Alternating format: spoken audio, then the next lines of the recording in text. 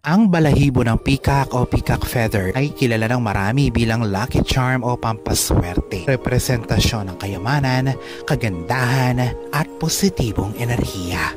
Ito ay ikinokonsiderang sagrado sa Hinduismo, Budismo at may mga positibong konotasyon sa iba pang mga relihiyon gaya ng sa sinaunang Kristyanismo. Ito ay may mga positibong simbolismo din sa mitolohiya ng mga Griego at sa bansang China. Sa feng shui, ito ay pinaniniwala ang umaakit ng suwerte. Para sa maraming kultura, ito ay simbolismo ng suwerte, katanyagan, babago, proteksyon sa masama, kasaganahan at kayamanan, pagiging unique at divine femininity. At ayon pa din sa mga eksperto sa Vastu at feng shui, saan mo ba dapat inilalagay ang balahibo ng peacock para sa suwerte at kayamanan? Kung ngayon ka pa lang sa channel na ito, huwag kalimutang i-like at i-share ang video na ito. Mag-subscribe ka na din. I-click ang bell at all para lagi kang updated sa mga pinakabago kong mga pampasuwerte videos.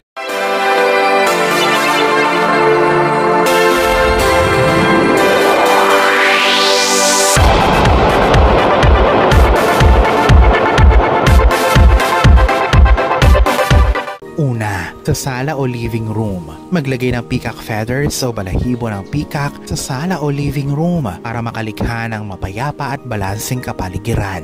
Ito ay pinaniniwala ang umaakit ng kaligayahan at nagpapanatili ng kapositibuhan sa bahay. Pangalawa, sa silid tulugan.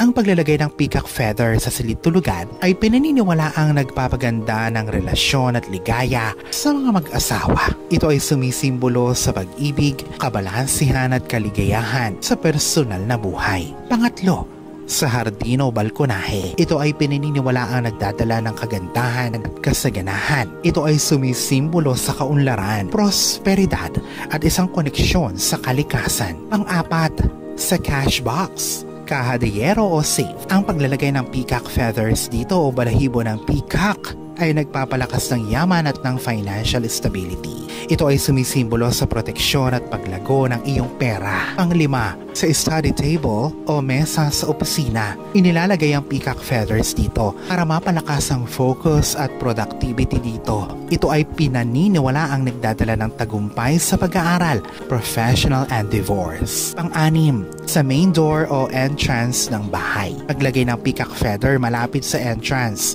o main door upang makapag-imbita ng prosperidad at bilang proteksyon sa mga negatibong enerhiya. Ito ay pinaniniwala ang umaakit ng positibong vibrations na siyang nagdadala ng suwerte papasok sa iyong bahay. Pang-pito, ilagay ito sa iyong bag o wallet. Ang paglalagay ng peacock feather sa wallet o bag ay magdadala ng suwerte at tutulungan ka nitong umakit ng pera at kayamanan.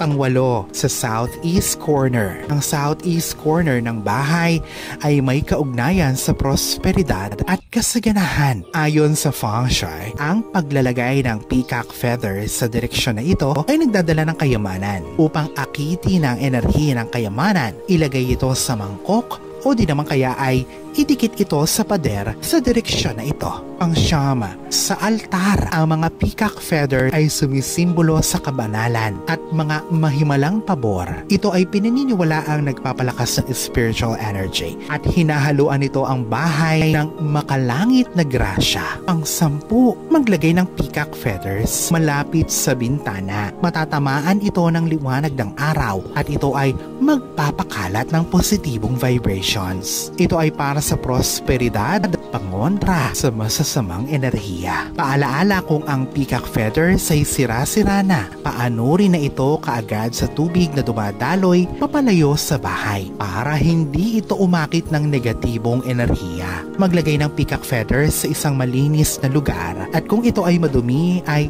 panatilihin itong malinis. Ang maduming peacock feathers ay umaakit din ng negative energy.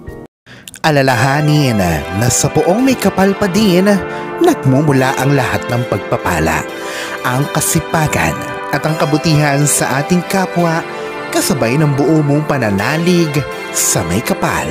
Ang siya pa rin na dapat ay manaig. Ang mga ito ay mga gabay lamang.